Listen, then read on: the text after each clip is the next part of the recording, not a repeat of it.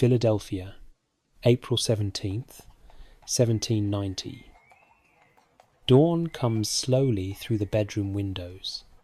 Grey light, the kind that arrives before the sun, soft and uncertain. Rain touches the glass. Quiet, steady, the sound of water on old window panes. Inside the room on Market Street, the air is still. A fire burns low in the hearth. Shadows move across the walls with each flicker. An old man lies in bed. His breathing is slow, measured, thin. He is 84 years old. Around him, the room holds the weight of a long life.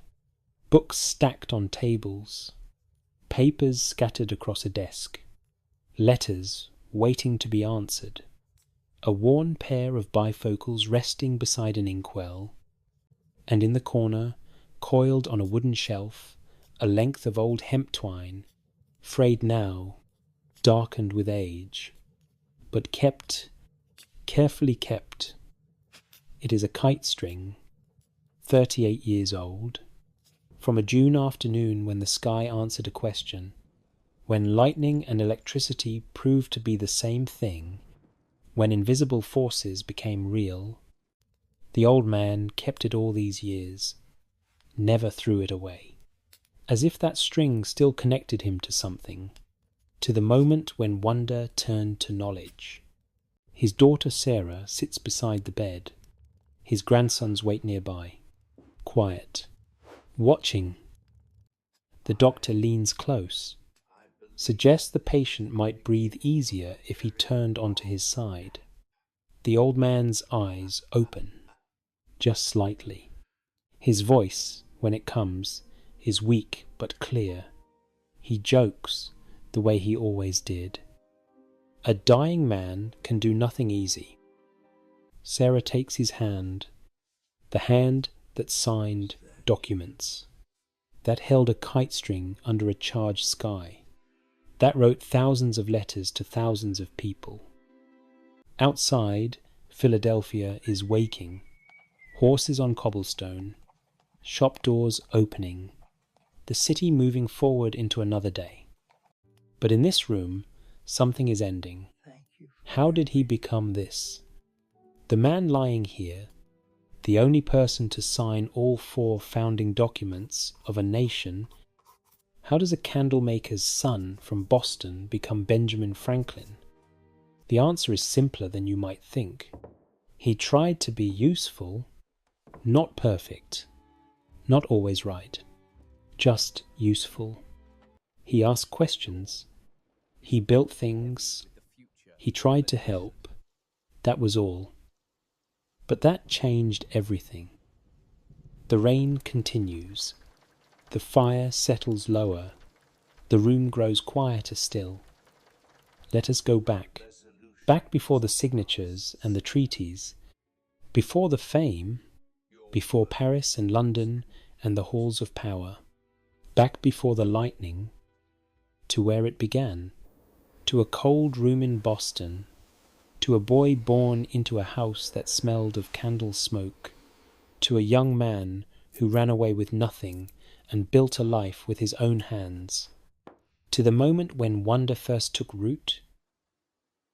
Come with me now, let the rain fall, and let the story unfold.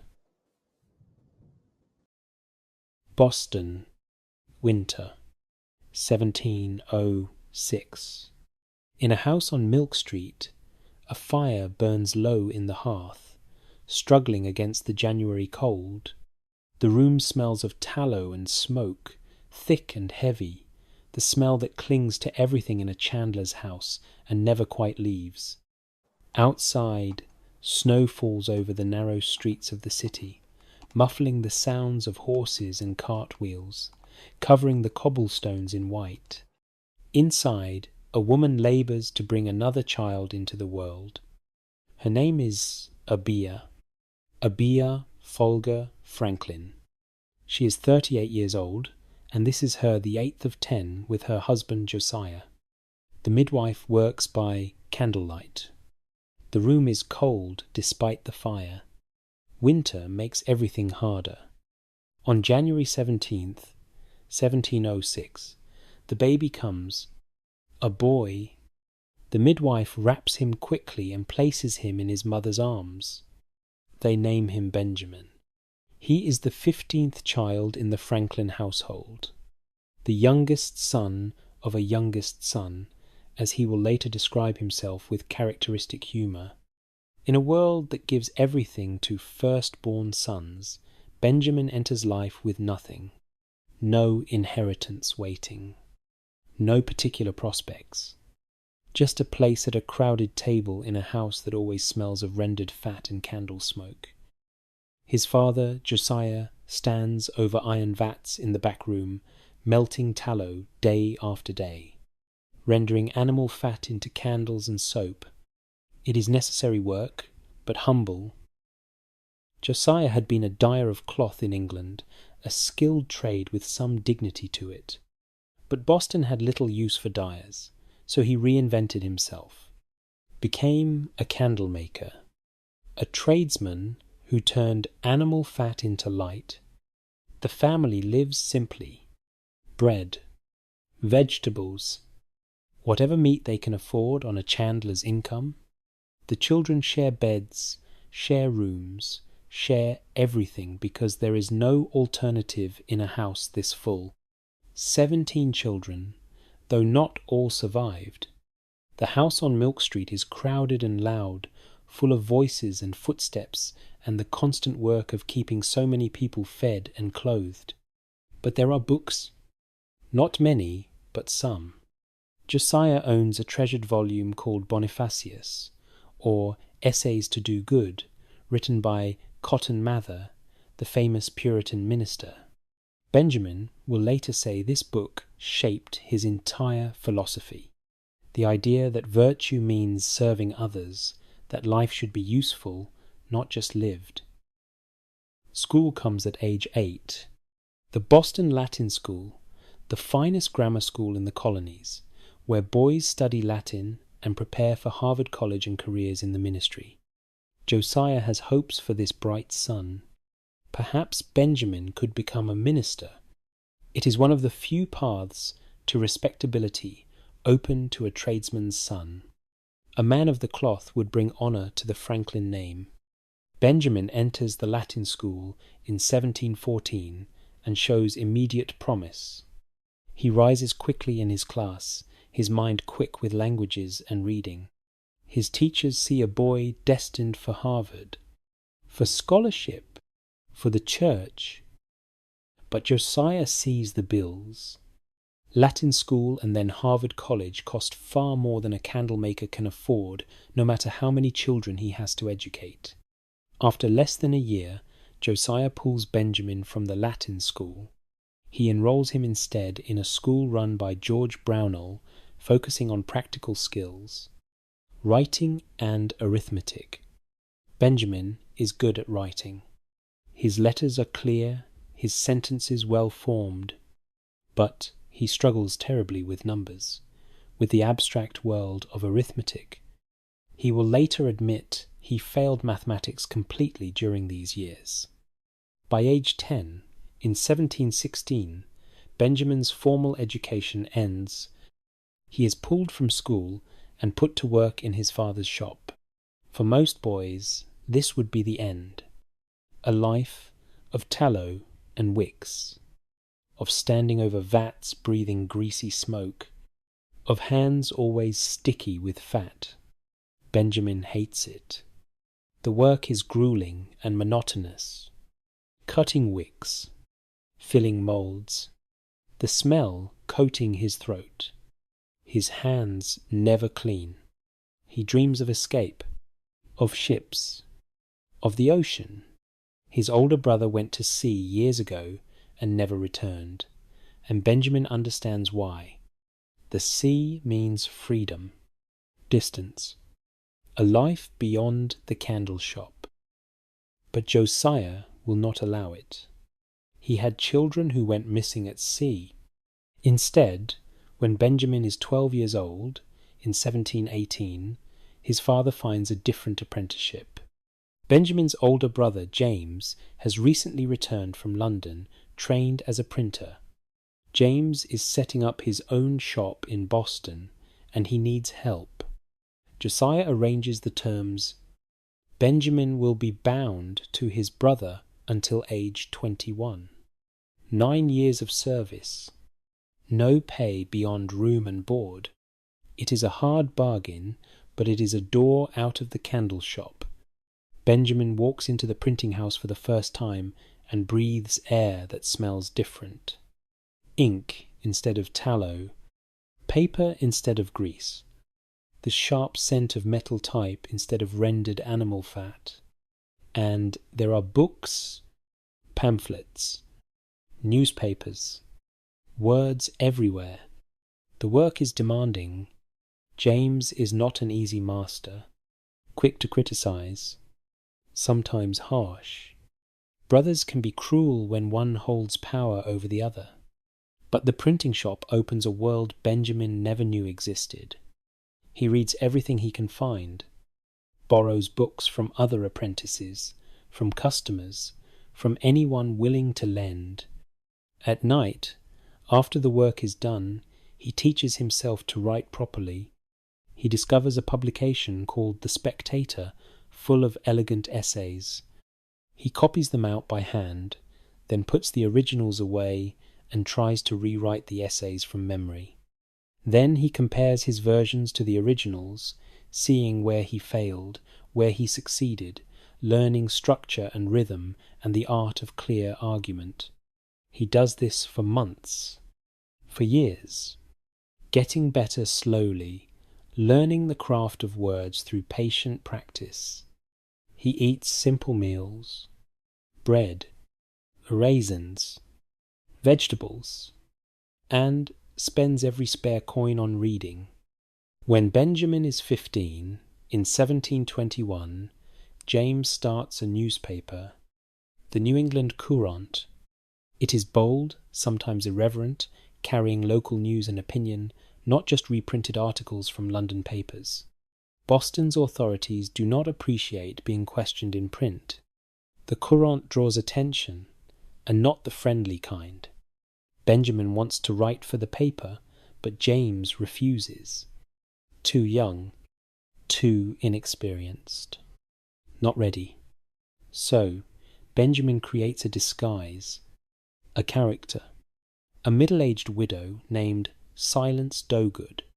He writes letters in her voice, slipping them under the print shop door at night, witty observations about Boston society, sharp commentary on education and the treatment of women, gentle mockery of Harvard students and their pretensions. The letters become popular. Readers love Silence Dogood.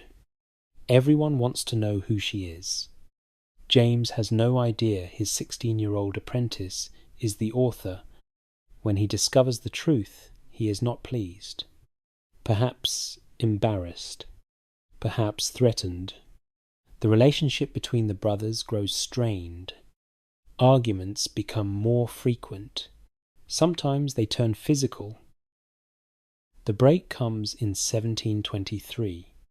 James publishes something that offends Boston's authorities. He is briefly jailed. The Courant is nearly shut down. When James is released, the authorities forbid him from printing the newspaper under his own name.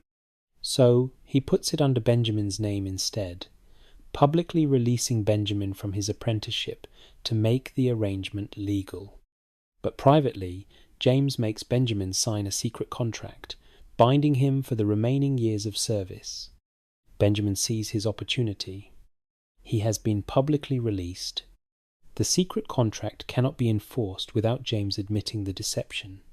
In September of 1723, Benjamin Franklin walks out of his brother's printing shop. He does not return. He sells some of his books, the hardest thing he has done, gathers what little money he has, and boards a ship heading south along the coast. He is 17 years old, a runaway apprentice, legally a fugitive from his obligations. He owns almost nothing, has barely any money, knows no one where he is going. But he is free.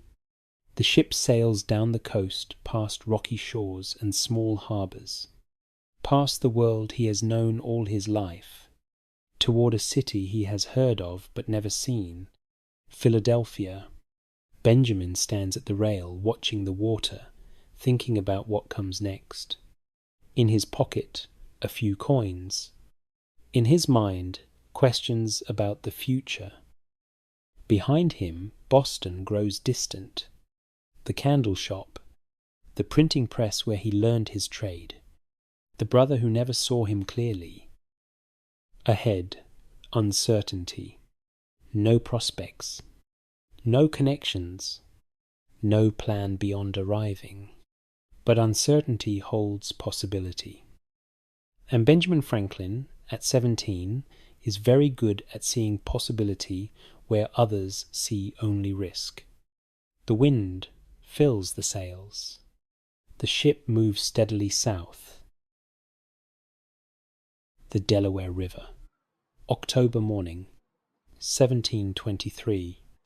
A young man steps off a boat at the Philadelphia wharf. His pockets are nearly empty, his clothes wrinkled and damp from the journey. He is tired, hungry, and alone in a city where he knows no one. Philadelphia spreads before him. Brick buildings line wider streets than Boston ever had. The city feels newer, more spacious, laid out on William Penn's grid instead of Boston's tangled medieval lanes.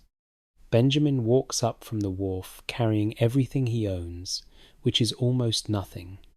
He is desperately hungry.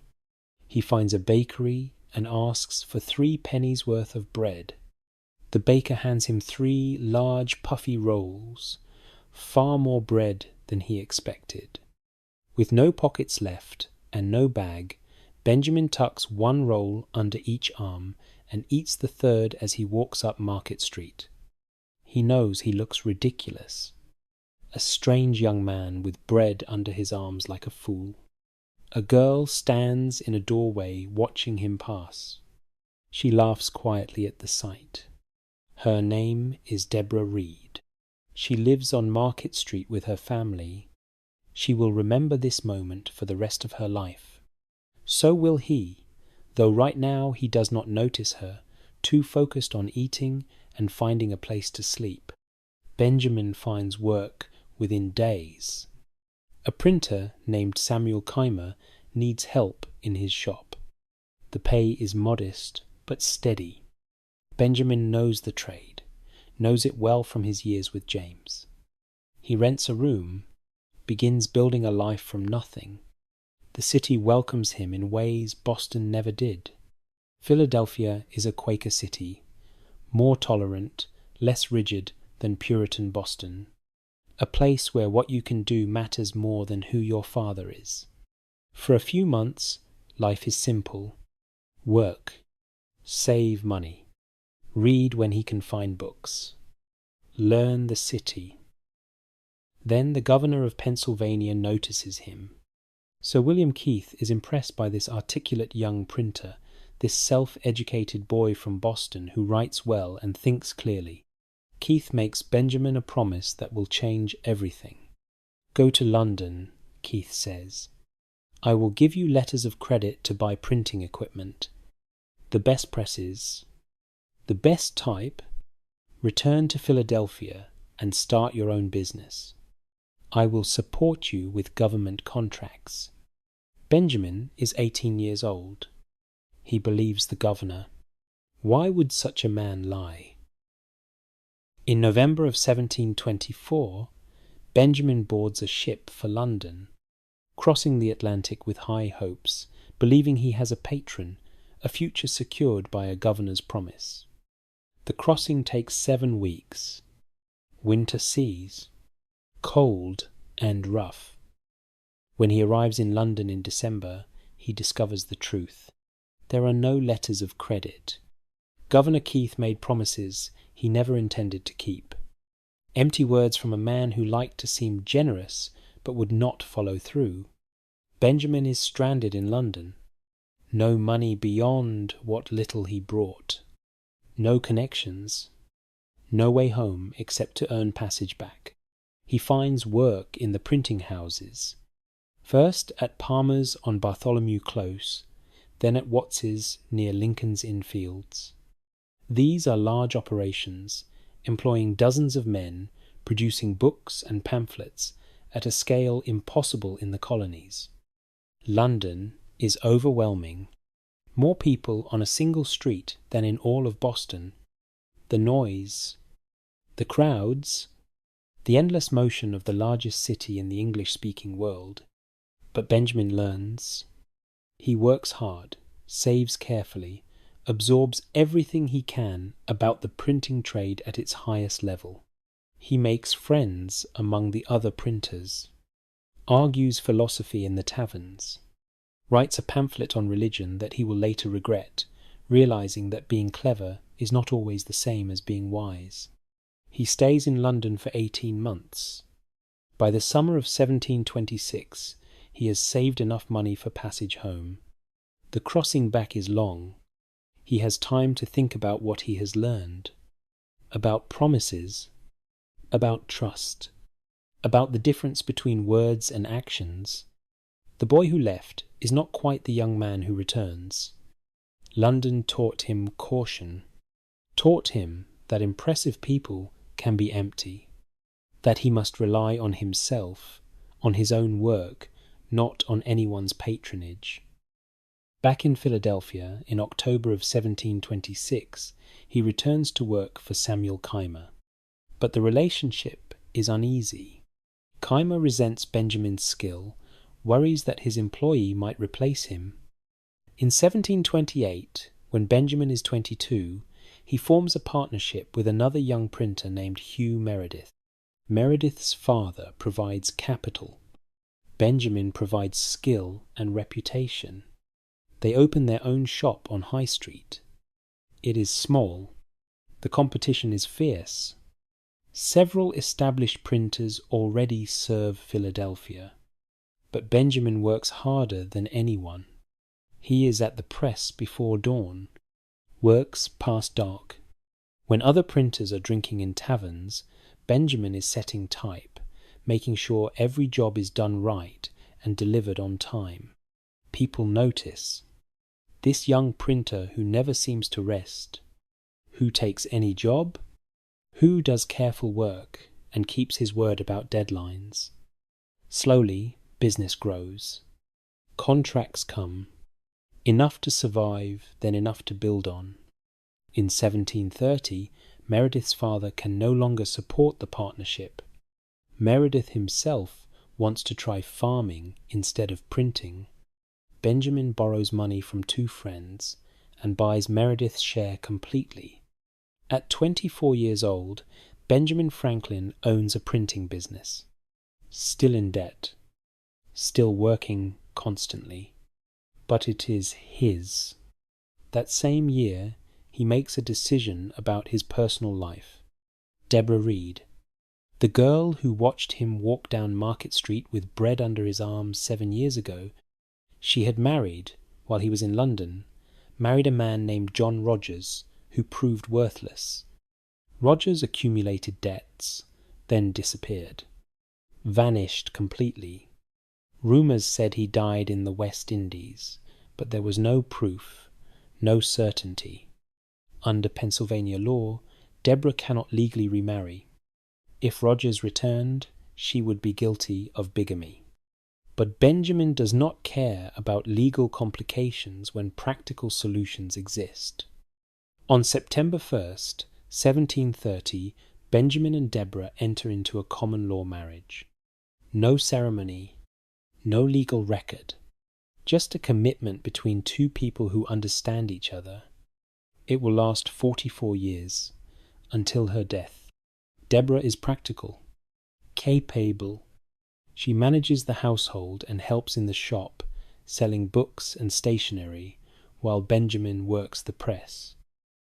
In 1730, he acknowledged an illegitimate son, William. The boy's mother is not Deborah. Benjamin never publicly identifies who she is. It remains one of the mysteries of his life, something he chooses not to explain. But he takes responsibility.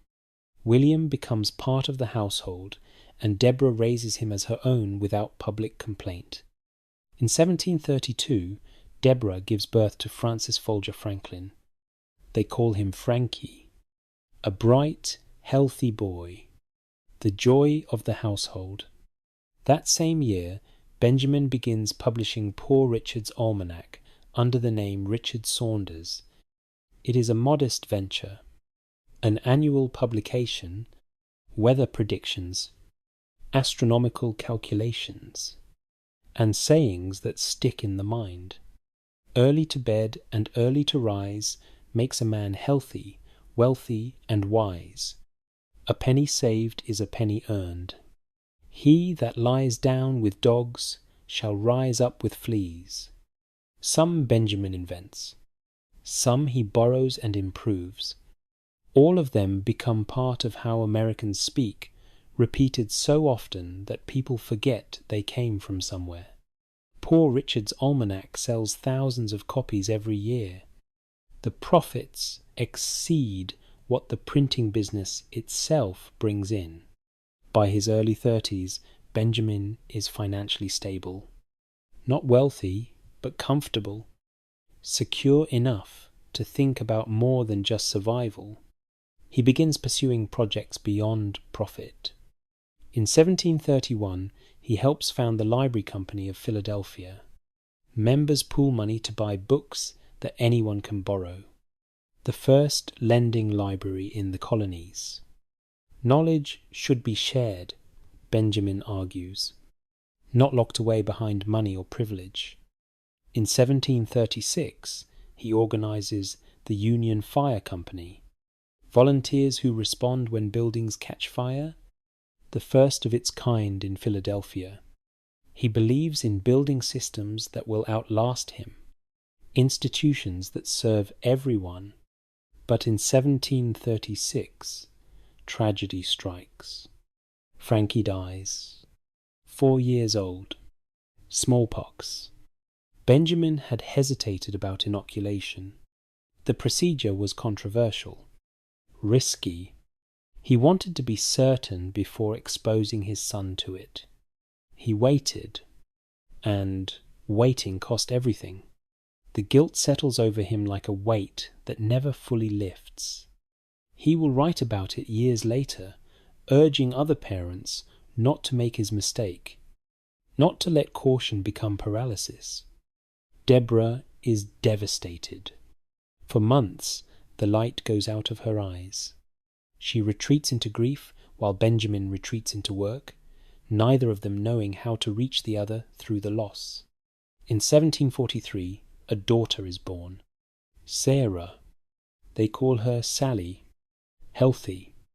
Strong. She will be the one who survives, who stays, who will care for Benjamin in his final years. By 1748, Benjamin is 42 years old. He has been running the printing business for 18 years. He is tired of it. He arranges for a partner to manage the shop. He will take a share of profits, but step back from daily operations. He retires from business to pursue what truly interests him now. Science. For years he has been reading about electricity, a mysterious force, poorly understood. Scientists in Europe experiment with Leyden jars, glass containers that can store electrical charge and produce sparks when touched. Benjamin obtains the equipment, begins his own experiments. He writes to friends in London, to scientists across Europe, describing what he observes. He proposes that electricity is a single fluid, not two separate forces. Objects can have too much of this fluid or too little.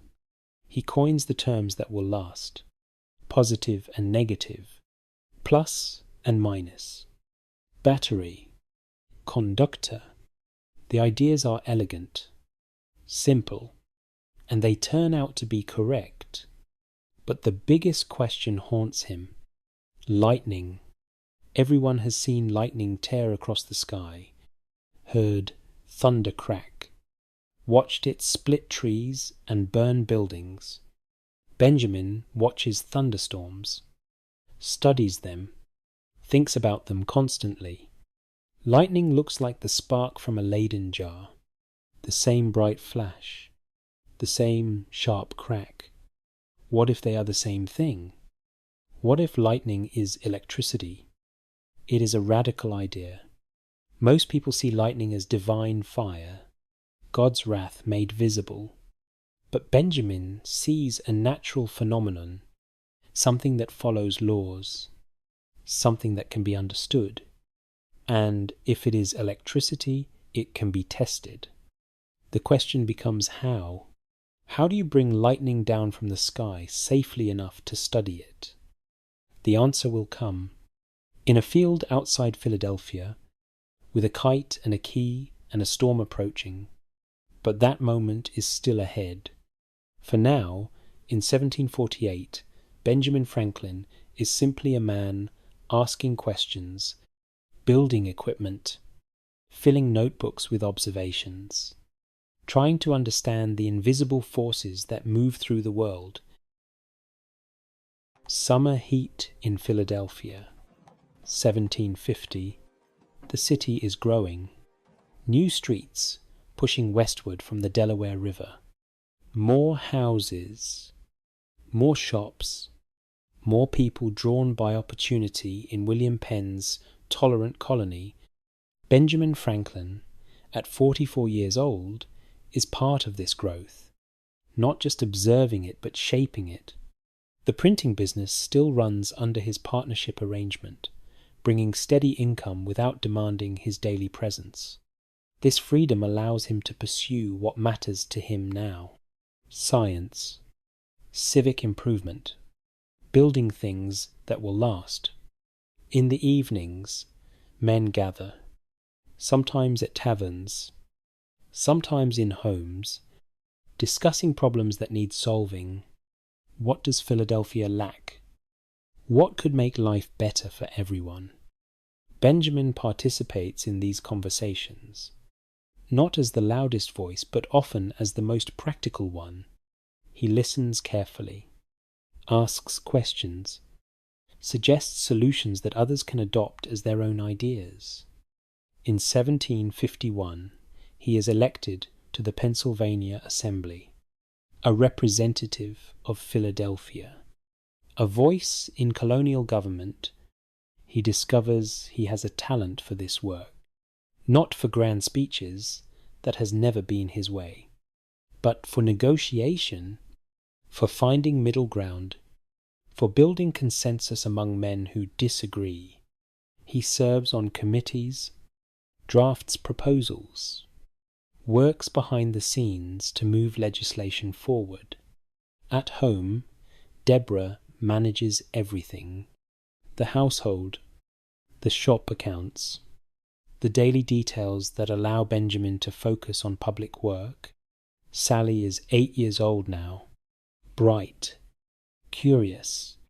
She watches her father with his experiments, asks questions he enjoys answering. William is 21, handsome, ambitious, working as a clerk, learning law, beginning to make his own way in the world. The household is comfortable, not wealthy but secure. The years of struggle are behind them. His electrical experiments continue in a room at his house. Equipment crowds the space. Leyden jars of various sizes, glass tubes, metal chains and spheres. He conducts tests most evenings, filling notebooks with careful observations. He corresponds with scientists across Europe, letters crossing the Atlantic slowly, carrying ideas back and forth. Peter Collinson in London, French scientists at the Royal Academy, men who take his theories seriously despite his lack of formal education. Benjamin proposes that lightning might be electricity, the same force that makes sparks in his laboratory. He suggests experiments, ways to test this idea, but Philadelphia has no building tall enough for what he imagines, no tower or steeple suitable for placing a pointed metal rod to draw charge from storm clouds. Then he thinks of something simpler, a kite. Children fly kites all over Philadelphia. He has watched them in the commons, seen how high a kite can soar on strong wind. What if you flew a kite into a storm cloud, attached a metal wire to it, a key at the bottom of the wet string where charge could collect, a silk ribbon for insulation to protect whoever holds it? If lightning is electricity, charge should flow down the wet string to the key, where it could be drawn off as sparks. Visible, testable, proof. It is dangerous. He knows this. Lightning kills. One mistake, and he could be the one struck down. But the question will not let him rest. He decides to try it, quietly, without announcement. If it fails, no one needs to know. If it succeeds, he will have his answer.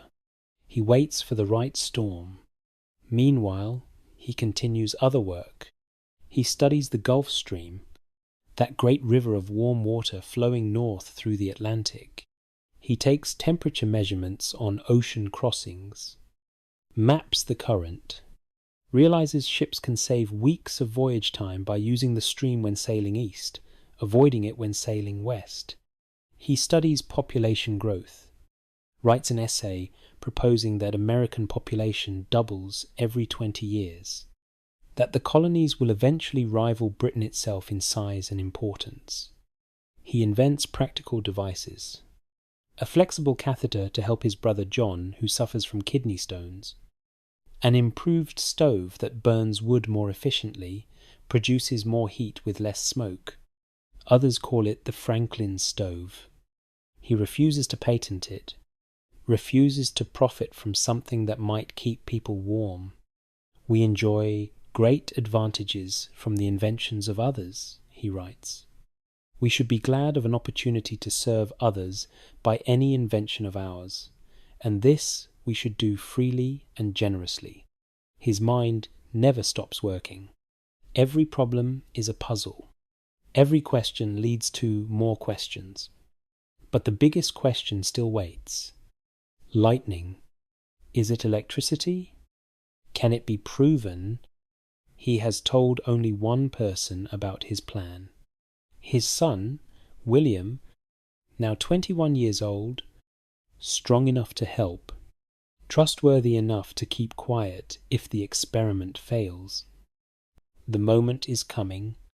The question that has occupied Benjamin's mind for years is about to be answered. In a field outside Philadelphia, with a kite and a key, and a storm approaching from the west.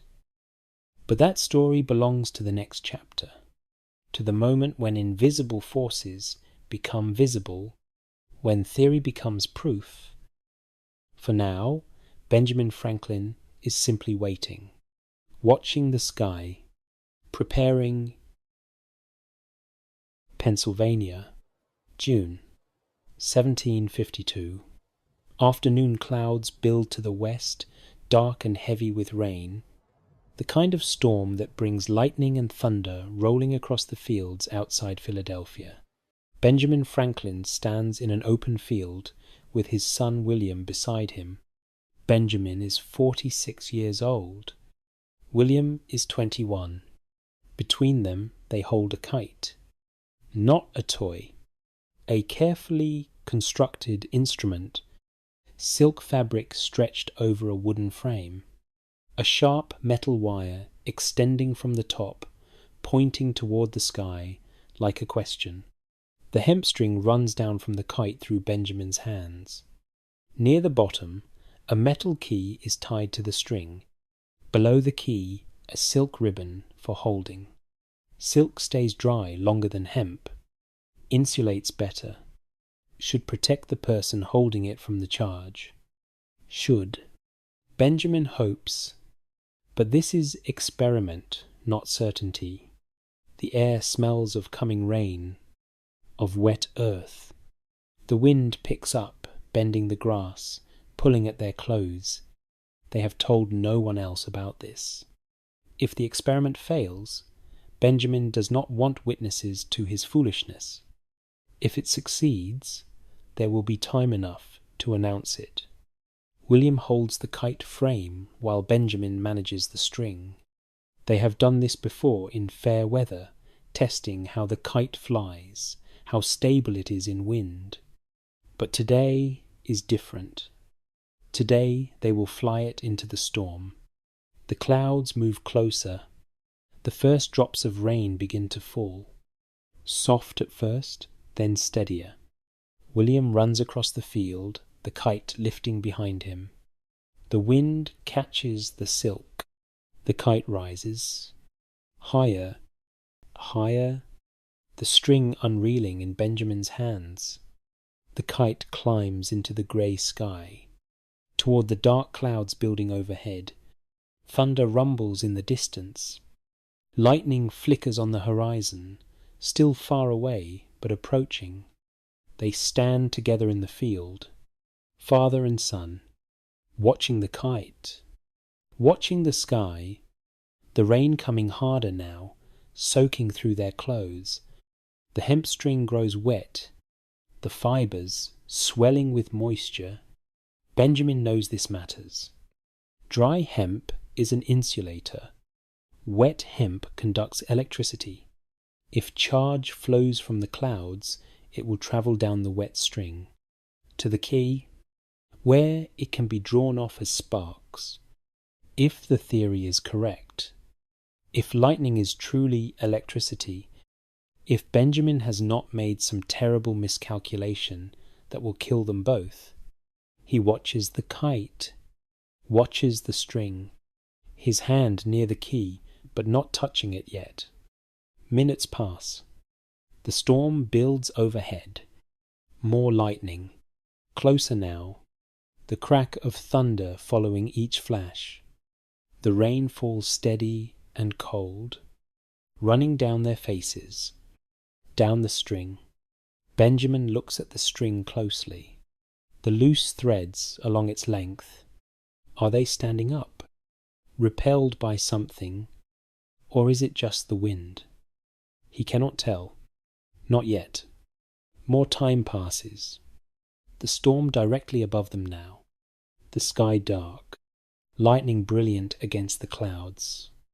Then he sees it clearly.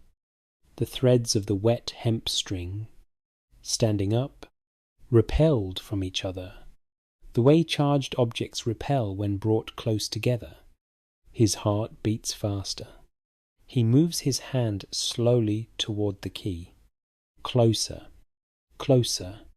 A spark jumps from the key to his knuckle. Small, bright, sharp. The tingle in his hand, the same sensation as touching a charged Leyden jar. He pulls his hand back, stares at the key, then tries again. Another spark, jumping through the air from metal to skin. And again, each time the lightning flashes in the clouds above, charge flows down the wet string, collects at the key, can be drawn off as visible sparks. William sees it too, his eyes wide, understanding what this means. Lightning is electricity, the same force Benjamin has studied in his back room for years, the same sparks he has drawn from glass tubes and Leyden jars. The fire from heaven and the spark in his laboratory are the same thing. They stand in the rain, not speaking. The sky is answering the question Benjamin has carried for so long. The storm begins to pass. The lightning moving east. The rain softening. They bring the kite down carefully. Wind the wet string. Walk back toward the city in silence, both understanding that something important has happened, something that will matter. But Benjamin does not announce it immediately. He tests it again with the next storm, and the next, making certain, eliminating other possible explanations. By fall of 1752, he is sure enough to write about it. Letters to Peter Collinson in London, to the Royal Society, describing exactly what he did, what he observed, what it proves. The letters cross the ocean slowly, arrive in London, are read with interest by men who understand what this means. French scientists, it turns out, had successfully tested a similar idea in May, using a tall tower, but they used Benjamin's theory, his suggestion about pointed rods drawing charge from clouds. The confirmation comes from multiple sources now, multiple experiments, all showing the same result. Lightning is electricity. Benjamin Franklin was right. His name spreads through the scientific world. The printer from Philadelphia, who proved something fundamental about nature, who took the fire from heaven and explained it. But Benjamin is already thinking beyond proof, beyond knowing. Knowing is interesting. Using knowledge to save lives is useful. If lightning is attracted to metal, and if charge flows through metal to the ground, then a pointed metal rod on a rooftop should provide a safe path.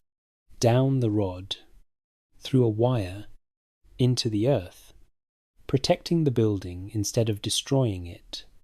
He publishes the design in Poor Richard's Almanac in 1753. Simple instructions. Any blacksmith can make the lightning rod. Any homeowner can install it. He calls it a lightning rod, and he does not patent it, does not try to control it or profit from it. The design spreads quickly, across Philadelphia first, then through the colonies, then to Europe. Pointed metal rods appear on rooftops, on churches with their tall steeples, on homes and warehouses and public buildings. Lightning still strikes, but now it follows the rod to the ground. Buildings stop burning. Lives are saved. Some ministers object. A few argue that using a rod to deflect God's wrath is presumptuous, interfering with divine judgment. But most see it differently. God gave humans minds to understand creation. Using that understanding to protect people is not presumption but wisdom. The rods stay. The buildings stop burning. Benjamin Franklin receives honours. The Royal Society awards him the Copley Medal, their highest honour. Universities grant honorary degrees. He is elected to scientific societies across Europe. The boy from the candle shop who failed arithmetic has changed how humans understand one of nature's most powerful forces. But recognition brings complications. Europe wants to meet him. Scientific societies invite him to demonstrate his experiments. Governments seek his advice. In 1754, the British government asks Benjamin to travel west, to the frontier where Pennsylvania meets Indian territory, to negotiate with Native American tribes, to strengthen alliances as tensions with France grow. The journey takes months, through forests where few colonists venture, along rivers where water is the only road, into lands governed by the Iroquois Confederacy. Benjamin watches how the Six Nations conduct themselves, how they maintain unity while respecting each nation's independence, how they make decisions through careful counsel. He is impressed. Why cannot the British colonies do the same? Maintain their individual identities while working together for common defence.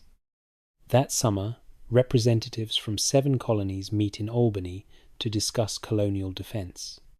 Benjamin attends as Pennsylvania's delegate. He proposes a plan, the Albany Plan of Union. a Grand Council representing all the colonies, with power to raise armies, collect taxes, coordinate defence. It is ambitious, perhaps too ambitious. The colonial assemblies reject it. Each colony jealously guards its own authority. They are not ready to share power with a central government. The British government also rejects it. They see any colonial unity as a potential threat to imperial control, but Benjamin has planted a seed. The idea that the colonies might need to stand together will grow over the coming years. And Pennsylvania needs him for political work, not scientific research. The colony's relationship with the Penn family, the proprietors who own Pennsylvania as private property, grows more contentious. The Penns refuse to allow their vast lands to be taxed, even as the colony needs money for defence. The Assembly decides to send someone to London to argue Pennsylvania's case before the British government, to negotiate with the proprietors. The choice falls on Benjamin Franklin. He is 51 years old, established now, respected, known in London through his scientific work, the perfect person to represent Pennsylvania's interests. He expects to be gone perhaps a year, maybe 2 at most, just long enough to resolve the dispute with the Penns. In July of 1757, he boards a ship for London. William goes with him, father and son crossing the Atlantic together, just as they stood together in that field 5 years ago. Deborah refuses to sail. She is terrified of the ocean, of ships, of drowning far from land. The fear is deep and real, and Benjamin does not push her. "I will be back soon," he tells her. A year, perhaps 2. Sally is 14, old enough to help her mother while the men are away. The ship sails down the Delaware, out into the Atlantic. Philadelphia grows smaller behind them until it disappears. Benjamin stands at the rail, thinking about the work ahead, the negotiations, the political manoeuvring required to force the Penns to pay their share. In his belongings, packed carefully, is the hemp string from the kite experiment. 5 years old now, darkened by weather and time, but kept a reminder of the day the sky answered, when invisible forces became visible, when wonder turned to knowledge. London waits, with promises of intellectual stimulation and scientific recognition, but also with political tangles that will stretch 1 year into 18. The kite string is coiled in his trunk, the experiment complete, the question answered, but new questions wait. Questions about loyalty and identity, about where he belongs, about what he owes to Pennsylvania and what he owes to himself. The ship carries him east, toward a city that will welcome him and hold him far longer than he imagines. Philadelphia continues without him. Deborah managing the house and shop. Sally growing up. The city building and changing. Ahead, London, 18 years. Choices that will cost more than he can see from the ship's rail. But that is still to come. For now, he is simply sailing, watching the ocean, thinking about electrical theory and political strategy. The wind fills the sails. The ship moves steadily east, and the kite string, coiled in darkness below deck, waits to be unpacked in a distant city, a reminder of a simpler time, when questions had answers, when experiments revealed truth, before everything became complicated. London, fog thick on the Thames, 1757. Church bells mark the hours across the city. Carriages rattle over cobblestones. Voices in a dozen accents fill the streets. London is vast beyond anything Benjamin has seen, spreading along both sides of the river, pushing outward in all directions. He finds rooms on Craven Street, near Charing Cross, a respectable address. Comfortable lodgings with a landlady named Margaret Stevenson, who keeps a good house. Benjamin settles in with William, begins meeting the people who matter, the Penn family's representatives, members of Parliament, anyone who might help resolve Pennsylvania's dispute. He expects this to take months, perhaps a year. The work with the proprietors is slow, tangled in legal complexities and political delays that seem designed to exhaust rather than resolve. The Penn family sees Pennsylvania as their property granted by royal charter. They resist any attempt to tax their vast land holdings.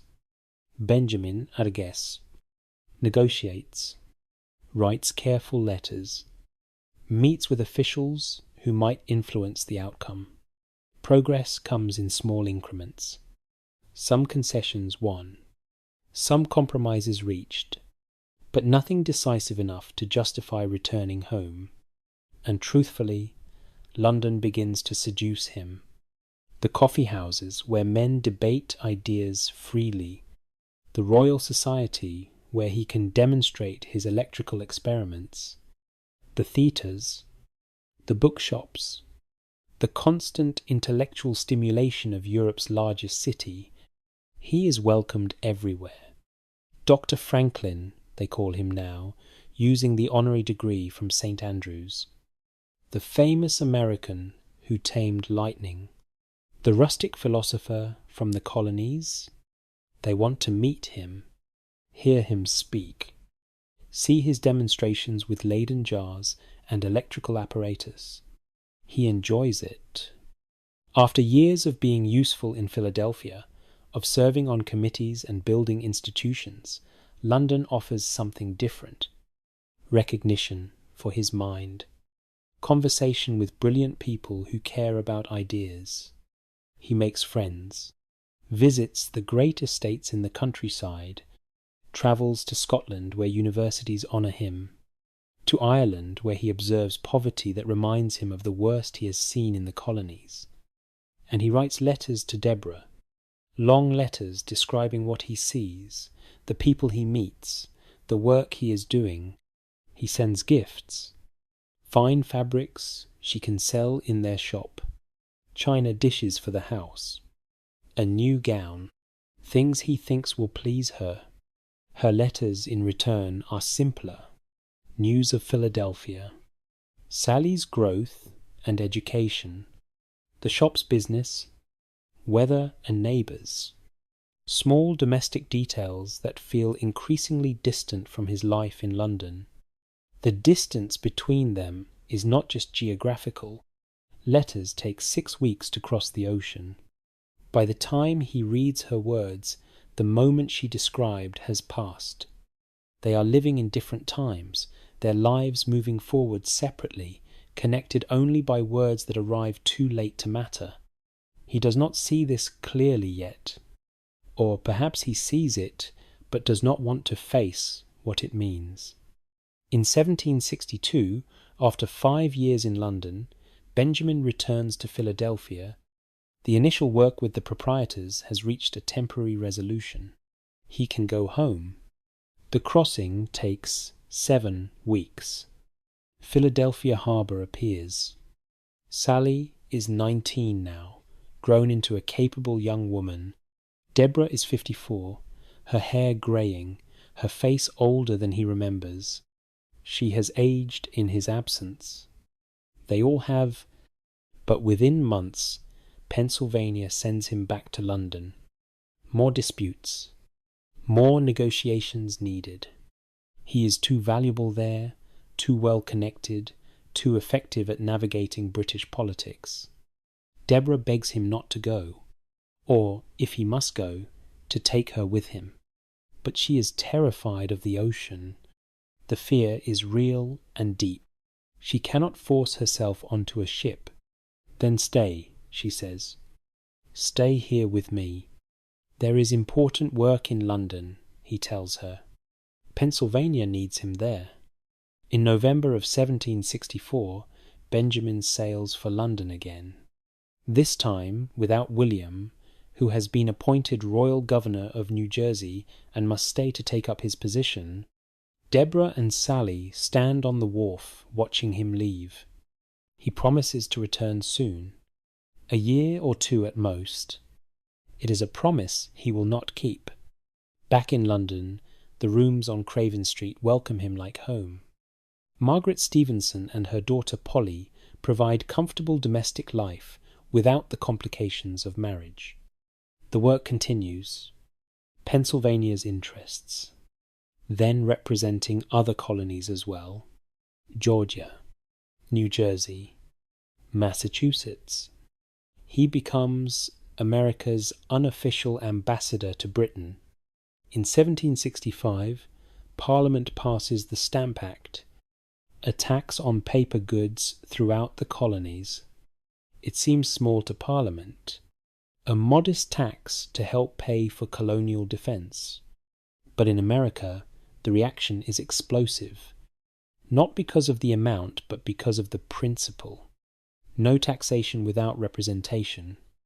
The phrase spreads through every colony like wildfire. Benjamin is called to testify before Parliament in February of 1766. They want to understand why Americans are reacting so violently to what seems reasonable. He stands before the House of Commons, calm, measured. He explains that the colonies accept Parliament's right to regulate trade, but internal taxation is different. That power belongs to their own assemblies, always has. The examination lasts 4 hours. Benjamin answers every question with precision, making the case without attacking, explaining without condescension. It works. Parliament repeals the Stamp Act in March. In America, Benjamin is briefly a hero, the man who defended their rights, who made Parliament back down. But Parliament immediately passes new taxes, the Townshend Acts, duties on imported goods. The pattern is clear. Parliament will not surrender its claimed right to tax the colonies. It will simply find new ways to exercise that power. The gap between Britain and America continues widening. Benjamin tries to build bridges, but both sides are moving apart. In December of 1774, a letter arrives from Philadelphia. Deborah is dead. She died on December 19th. A stroke. Heart failure. The details are brief and clinical. By the time Benjamin reads these words, she has been buried for 6 weeks. The funeral held without him. The grave already settling.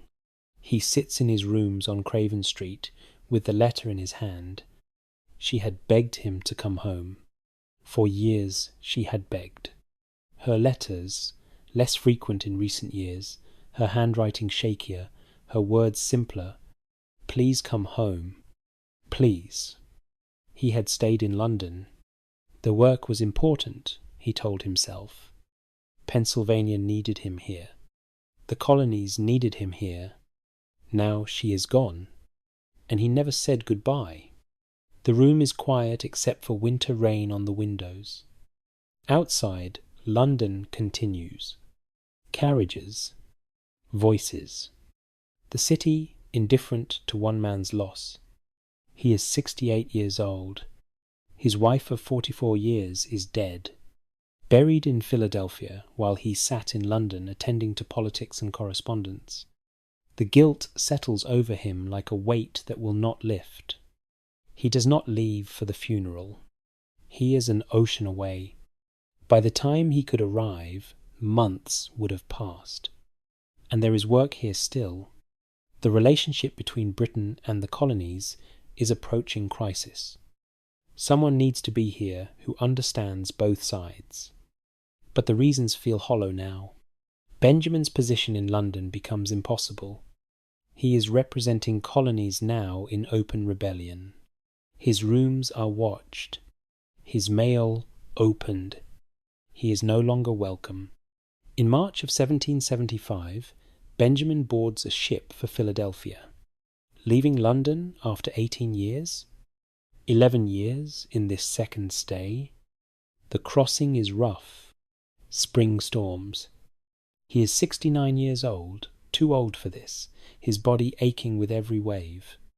He stands at the rail sometimes, watching the ocean, thinking about all the years away. All the letters written instead of conversations had all the moments missed. The American coast appears, familiar shores he left so long ago. Philadelphia Harbor. Crowds waiting. The famous Dr. Franklin returning home. Philadelphia, 1775. Benjamin Franklin arrives home in May to a city preparing for war. Militia drill in the squares. Committees meet in taverns planning for what comes next. The shots fired at Lexington and Concord 6 weeks ago still echo in every conversation. Sally meets him at the wharf with her husband Richard Batch and their children. She is 31 now, a capable woman managing a household of her own. They embrace, but there is distance between them. How could there not be? He has been gone most of her life. The house on Market Street waits. Deborah's chair still sits by the window, her sewing basket in the corner, her things arranged as if she might walk into the room at any moment. But she will not. Benjamin walks through rooms that remember her. The kitchen where she kept accounts. The parlour where she sold goods from the shop. The bedroom where she died without him. He does not visit her grave yet, cannot bring himself to face that stone, that final proof of absence. The city needs him, and work, as always, is easier than grief. Within days, Pennsylvania elects him to the Second Continental Congress. Representatives from all 13 colonies meeting in the State House to coordinate resistance, to decide what happens next. He takes his seat in the Assembly Room, the same room where he served in the Pennsylvania Assembly for years. But everything feels different now. The delegates are younger, most in their 30s and 40s, men with fire in their eyes and certainty in their voices. They debate passionately. Some still hope for reconciliation with Britain. Others push for armed resistance. Benjamin listens, says little at first. He is the oldest man in the room by far. The only one who spent 18 years in London, the only one who truly knows how wide the gap between Britain and America has become. He knows reconciliation is impossible now. Parliament will not back down. The king will not yield. Blood has been spilled. There is no path back. Through the summer of 1775, Congress acts, raising an army, appointing George Washington as commander, taking steps toward war while some still speak of peace. Benjamin serves on committees, drafts documents, offers quiet advice drawn from decades of political experience. But his mind also turns to family, to a fracture that is about to become permanent. His son, William, is Royal Governor of New Jersey, appointed by the Crown, living in a fine house in Perth Amboy, drawing a generous salary for loyal service. William is 44 now, successful, respected in his position, and loyal, deeply loyal to the government he serves, but serving the wrong side. Father and son meet in the summer of 1775, at William's house in New Jersey, away from the public eye. Two men trying to talk across a divide that grows wider with each passing week. Benjamin urges William to resign. To join the patriot cause, the colonies are going to separate from Britain. That much is clear now. The only question is when. William refuses. He took an oath to serve the king. He will not break that oath because political radicals have started a rebellion he believes is both wrong and doomed. They argue, not loudly. The Franklins do not shout. But the disagreement cuts deep. Benjamin speaks of liberty, of rights that cannot be surrendered, of building something new.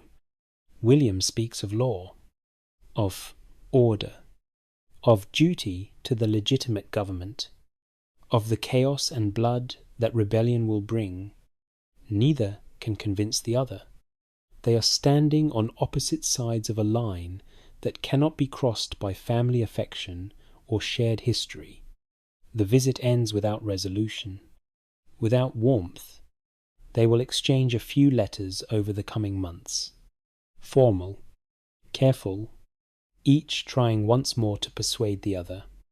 But the gap is too wide. The choice is too fundamental. Some breaks happen quietly. No dramatic speeches. No final confrontations, just two people walking away from each other, the space between them growing until it becomes impossible to cross. Benjamin returns to Philadelphia, to Congress, to the work of revolution. He throws himself into it. Committee meetings that stretch late into the night, drafting proposals, organizing postal systems and gunpowder supplies, and all the practical details that rebellion requires. Work fills the hours, keeps the mind occupied, pushes away thoughts of graves unvisited and sons choosing loyalty to a king over loyalty to a father. Through the fall and winter of 1775, the colonies prepare, not quite at war, not quite at peace, in a strange, suspended state where everyone knows what is coming, but few will name it. Independence. The word is still too dangerous for most delegates to speak aloud. Too radical. Too final. But by spring of 1776, the momentum is undeniable.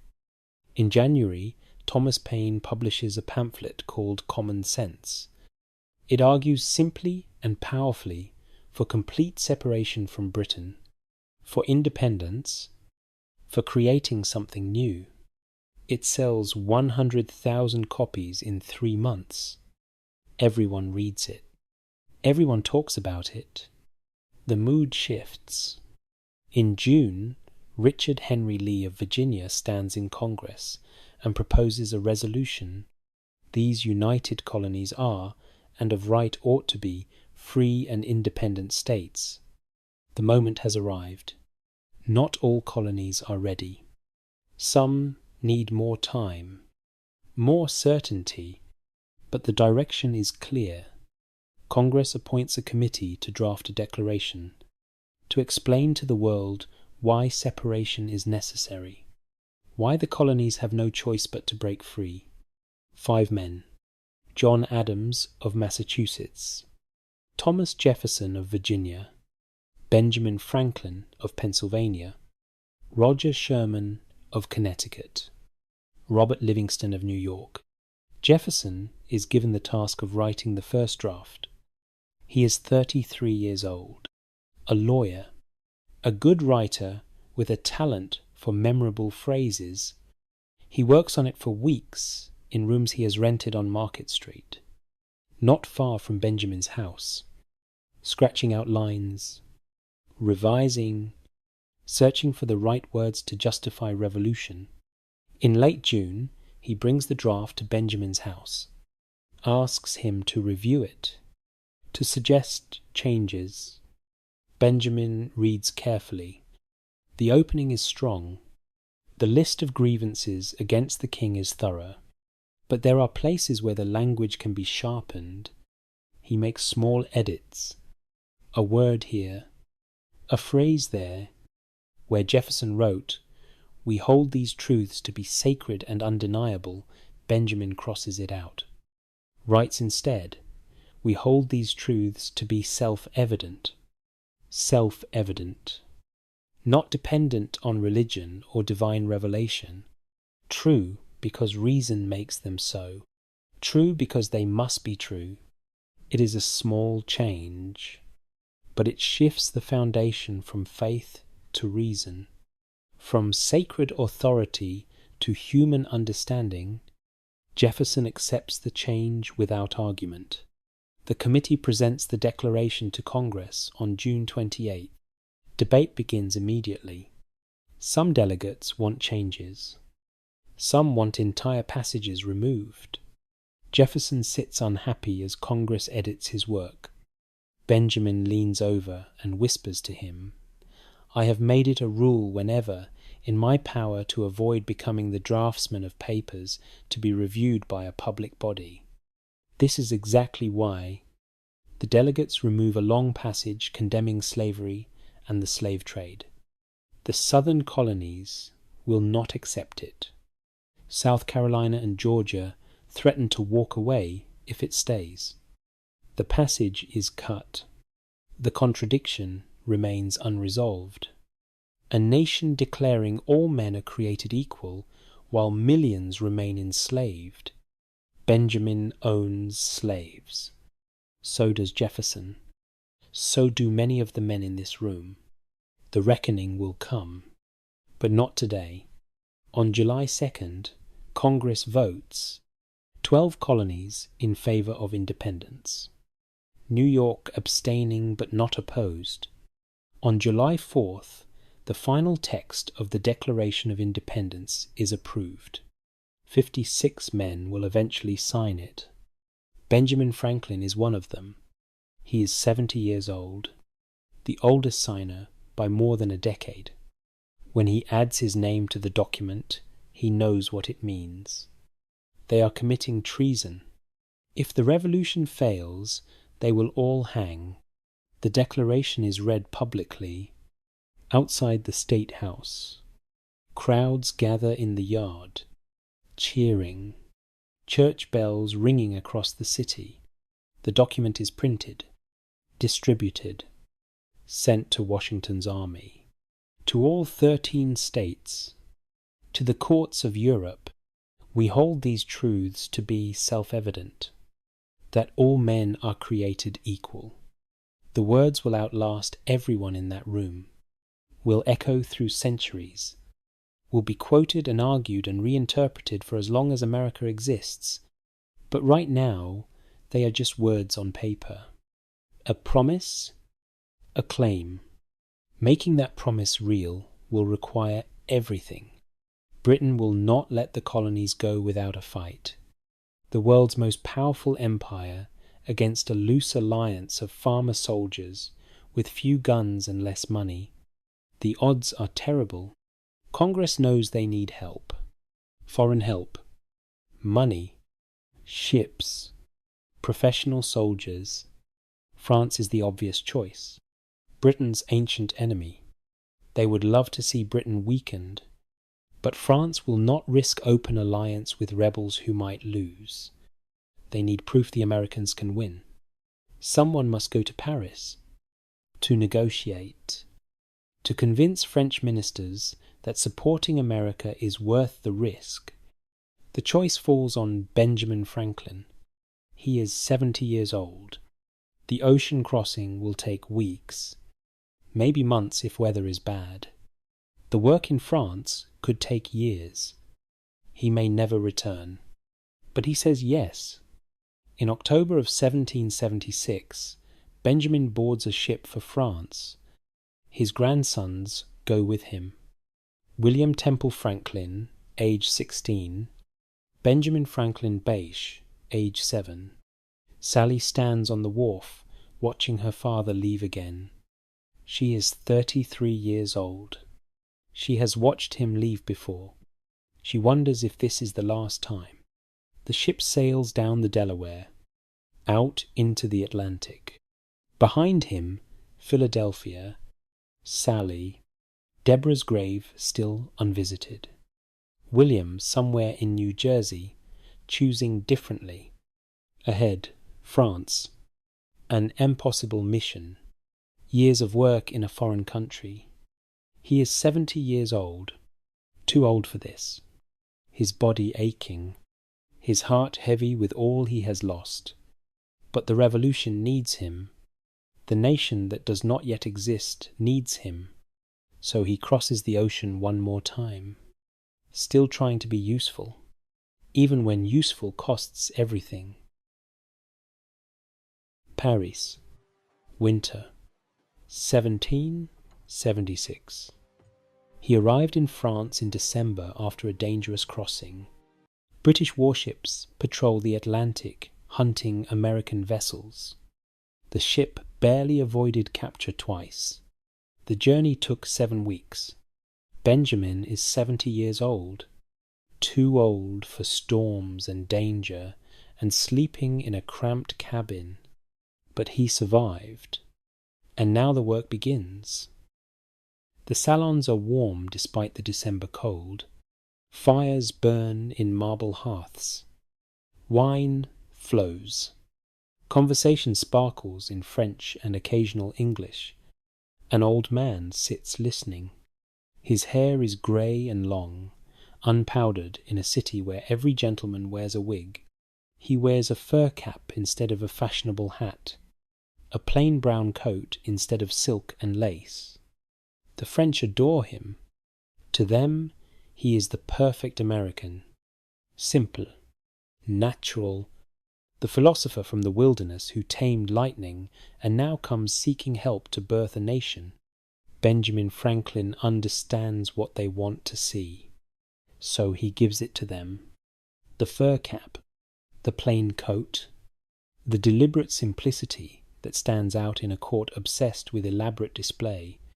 He lets them think he is uncomplicated, charmingly rustic. It makes negotiation easier. The task seems impossible. Convince France to openly support the American Revolution, to provide money, ships, troops, everything needed to stand against Britain. But France will not commit until they believe America can win. And right now, that belief requires faith more than evidence.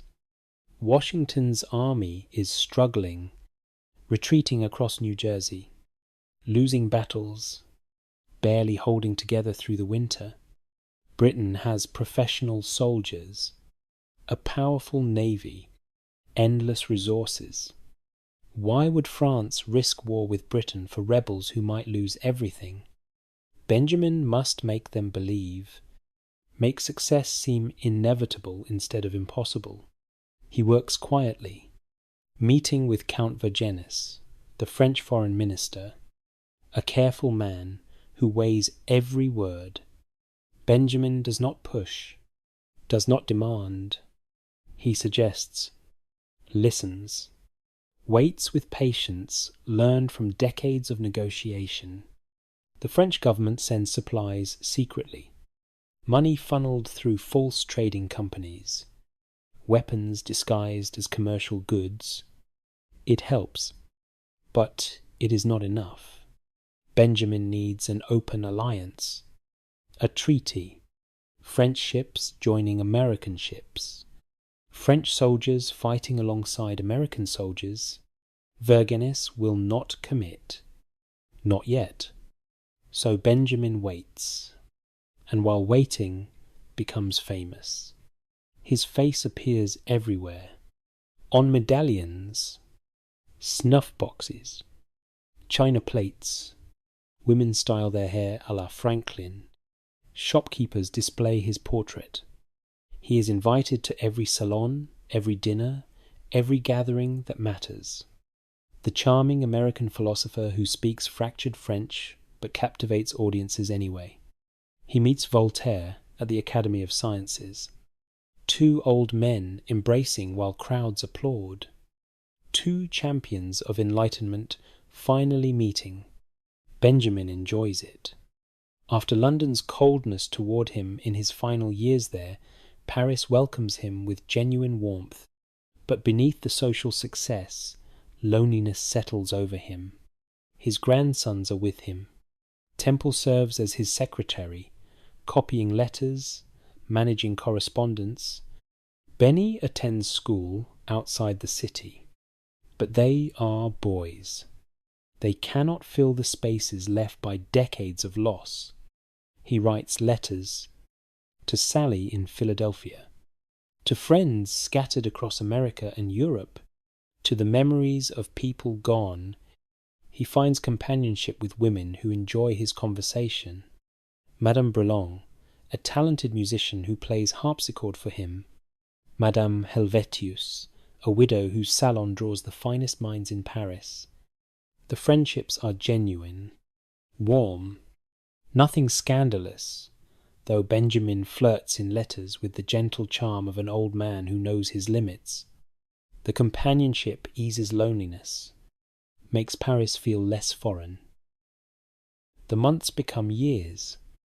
News from America arrives slowly, always weeks old, sometimes months old by the time ships cross the Atlantic. The reports are mixed. Washington crosses the Delaware on Christmas night, 1776. Wins at Trenton. Then Princeton. Small victories, but victories nonetheless. But British forces take Philadelphia in September 1777. Congress flees to York, the capital lost. Then in December, news arrives that changes everything. Saratoga. American forces, under General Horatio Gates, have surrounded a British army in New York, forced them to surrender. Thousands of British soldiers captured. The first major American victory, proof that the rebellion can win battles, that Britain is not invincible. Benjamin takes the news to Vergennes immediately. Now, he says, this is the moment. Vergennes hesitates, consults with King Louis XVI, weighs risks against opportunities. But the calculation has changed. America might actually win, and if France helps them win, Britain will be humbled, French influence in the world restored. On February 6th, 1778, France signs a treaty of alliance with the United States of America. Recognition, military support, open alliance against Britain. It is everything Benjamin came to achieve. The impossible made real through patience and timing and understanding when to press and when to wait. He writes to Congress. The treaty is signed. France is committed. The revolution can continue. That night alone in his apartment on the Rue de l'Université, he sits by the window looking out at Paris. He has done it. Secured the alliance that will save the revolution. But the weight does not lift. Success in Paris feels distant from everything that matters. Deborah has been dead 3 years. The grave in Philadelphia still unvisited. William is somewhere in British territory, still loyal to the crown. The break between them permanent now. Sally is raising her children without him. Again, he is 72 years old, successful, celebrated in Paris. Alone. The war continues for 5 more years after the treaty. French ships arrive in American waters. French troops land. Fighting alongside Washington's army at battles Benjamin only hears about months later. He remains in France maintaining the alliance, securing loans, more supplies, more support. The diplomatic work never ends. At Yorktown, in October 1781, combined American and French forces trap General Cornwallis. The British commander surrenders his army. The news reaches Paris weeks later. It is not quite the end of the war, but it is the beginning of the end. Peace negotiations begin. Benjamin is appointed as one of the American commissioners, negotiating with Britain. with France, with Spain, all of them wanting different things from the peace. He works with John Adams, suspicious and difficult, with John Jay, cautious and precise. Three very different men forced to cooperate. Benjamin is the diplomat, the one who smooths tensions, who finds compromises, who keeps negotiations moving when they threaten to collapse. The process takes 2 years. France wants concessions. Spain wants territory. Britain wants to minimize its losses and salvage what dignity it can. The American commissioners must navigate between competing interests, must secure the best terms for a nation barely 10 years old. Finally, on September 3rd, 1783, the Treaty of Paris is signed. Britain recognizes American independence, grants territory from the Atlantic to the Mississippi River, agrees to withdraw all troops. The United States of America is real now. Acknowledged by the world, Benjamin signs the treaty, his name on another founding document. The third, the Declaration, the French alliance, now the peace. He is 77 years old, exhausted, ready to go home. He asks Congress for permission to return. He has been in France 9 years. He wants to see Sally, his grandchildren. He wants to die in America. Congress delays. There is more diplomatic work, loose ends to tie up. He is too valuable in Paris. He waits 2 more years. Paris in those final years is comfortable. He moves to a house in Passy with gardens where he can walk when his gout allows. Friends visit regularly. The social invitations continue, though he accepts fewer now. He thinks often of Philadelphia, of the house on Market Street, of Sally aging without him, of grandchildren he barely knows. He has spent most of his adult life away from home. London for 18 years.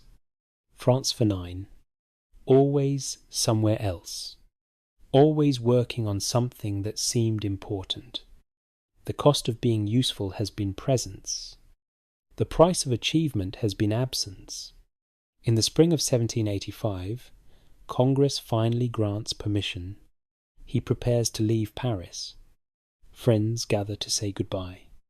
There are tears, promises to write, gratitude for his service to 2 nations. King Louis gives him a miniature portrait surrounded by diamonds. Acknowledgement of the American philosopher who forged an alliance between France and the new United States. In July, Benjamin boards a ship for Philadelphia. The crossing is slow. His body aches with every wave. Jute, kidney stones, breathing that comes hard. He is old, 79, truly old. The American coast appears. Familiar shores he left so many times. Philadelphia Harbor. Crowds waiting to welcome him home. Sally is there, 42 years old, hair greying. But there, they embrace, father and daughter, together after 9 years. The city celebrates his return. Paradis. Speeches. He is Benjamin Franklin, the man who secured French support. A founding father, but he walks through the celebrations feeling like a stranger. He has been gone too long.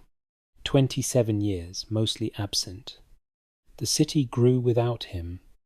The nation was born while he negotiated across an ocean. He helped create it all. But from a distance, outside, Philadelphia continues. Horses, voices, people building lives. Inside the house, an old man sits by the window, thinking about all the places he has been, all the things he has accomplished, and all the moments he missed while being useful somewhere else. The kite string is still among his belongings, packed and unpacked through decades of travel, a reminder of when questions had simple answers. When experiments revealed truth, everything since has cost more than he imagined. Philadelphia, Morning Light, 1785.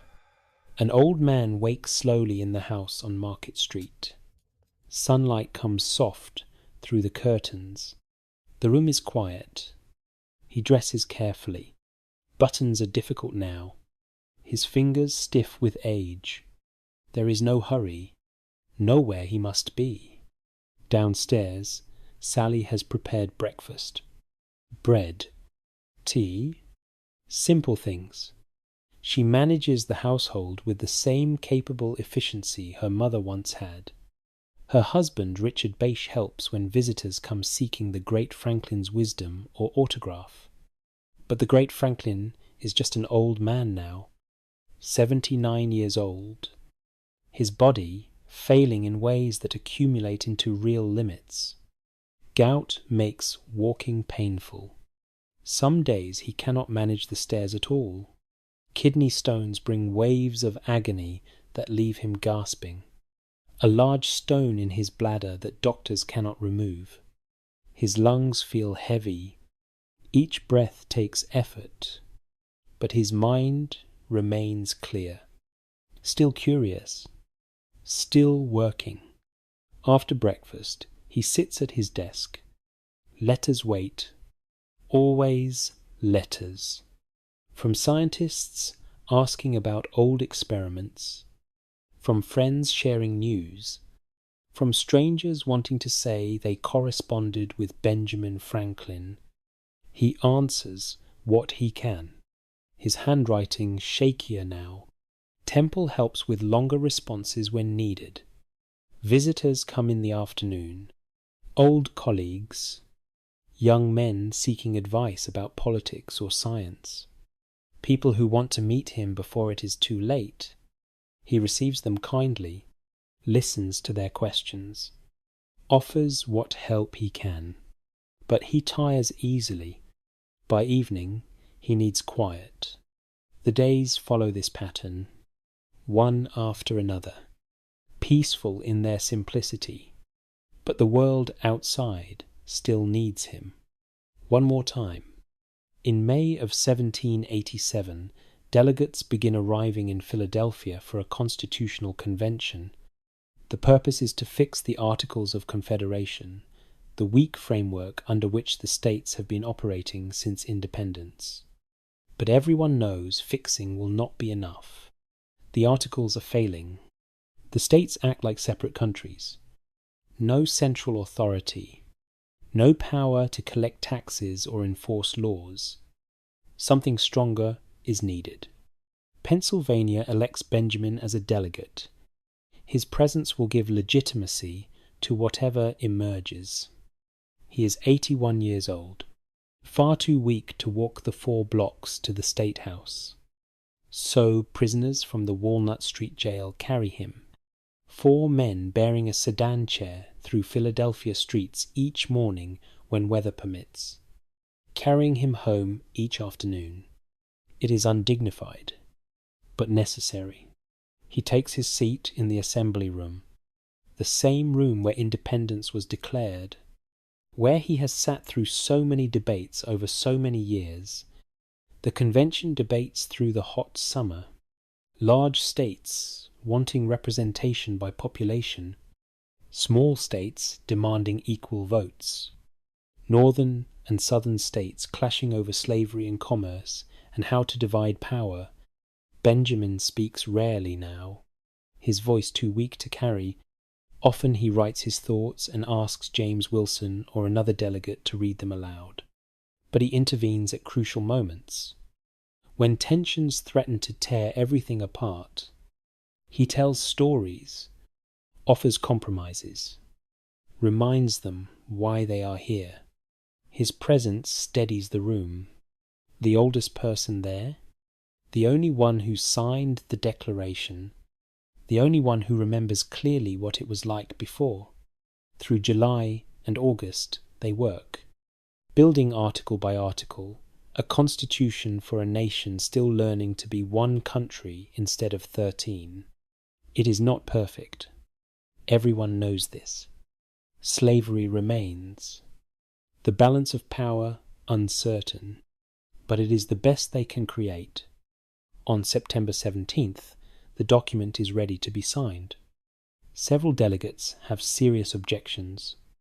They threaten to refuse their signatures. Benjamin signals that he wishes to speak. Wilson helps him stand. Benjamin hands Wilson a written speech. The room grows quiet as Wilson reads Benjamin's words. He confesses there are parts of this constitution he does not approve. But the older he grows, the more he doubts his own judgment. He has often changed opinions when better informed. This constitution is not perfect, but he doubts any group could produce perfection. This is as close as they will get. He urges every delegate with objections to doubt their own certainty as he doubts his. To sign for the sake of unity, the nation must see this as the work of a united body. The words work. All but 3 of the remaining delegates sign.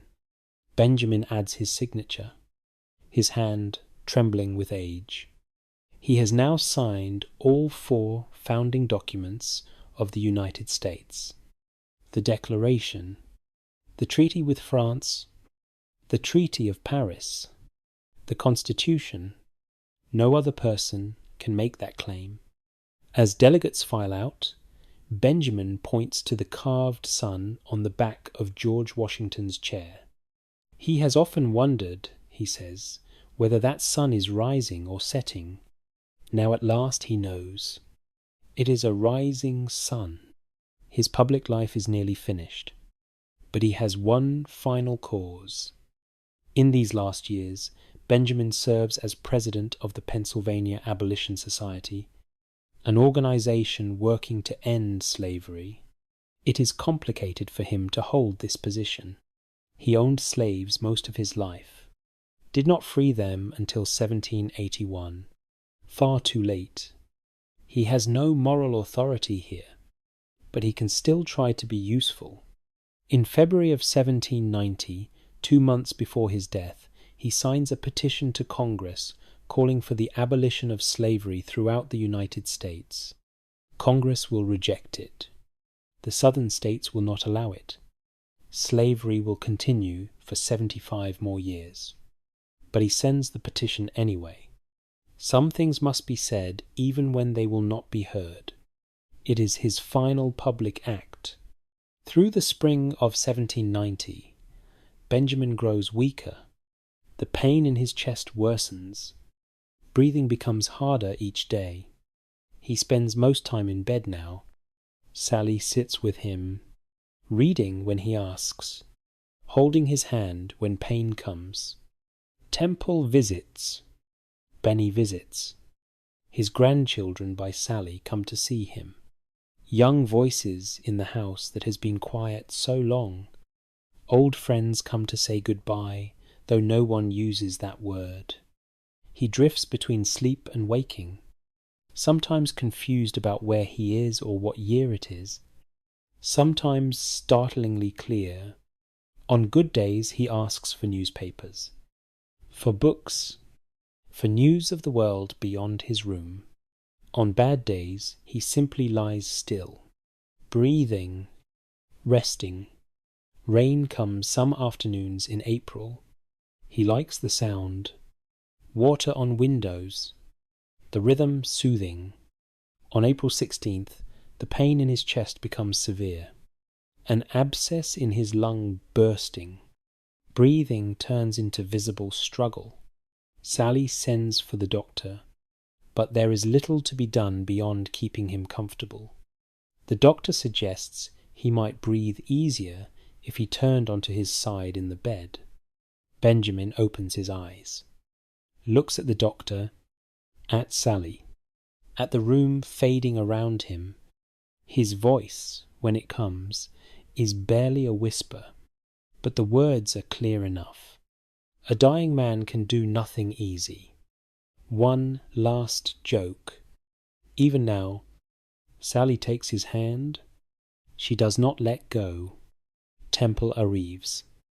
Benny. They stand at the bedside. Quiet. Night falls on April 16th. The house is still, except for shallow breathing growing slower. In the corner of the room, on a wooden shelf, the kite string lies coiled, hemp twine darkened by 38 years. Kept through all the journeys, all the changes, a reminder of a June afternoon, of a question asked, of the sky answering. Benjamin's breathing slows further, each breath longer apart than the last. The room is peaceful, fire burning low, shadows soft. Outside, Philadelphia is waking. The city he helped build, the nation he helped create. Inside, an old man lets go. April 17th, 1790. Benjamin Franklin stops breathing. Sally feels his hand grow still in hers. The man is gone. The work complete. The journey ended. He tried to be useful, not perfect, not always present, not always right, just useful. And he was. The kite has landed. The string is still. The wind that carried him so far has finally quieted. But what he built remains. The libraries, the fire companies, the lightning rods, the nation, and the simple idea that ordinary people can do extraordinary things, that birth does not determine fate, that a candle maker's son can help create a country, that idea lives on. The search is over. The questions answered as much as they ever will be. The useful life completed. Rest now.